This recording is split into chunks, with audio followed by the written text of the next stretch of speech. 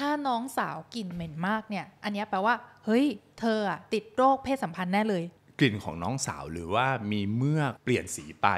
กลิ่นแรงมากขึ้นก็อาจจะมีการติดเชื้อนะครับแต่เชื้อไม่ได้บอกว่าติดเรื่องของเพศสัมพันธ์เนาะอาจจะเป็นเชื้ออื่นๆก็ได้อย่างที่บอกไปมันอาจจะเป็นทั้งเชื้อแบคทีเรียเชื้อราหรือว่าเชื้ออื่นๆก็ได้เชื้อไวรัสก็ได้แต่ถ้าบอกว่าไม่เคย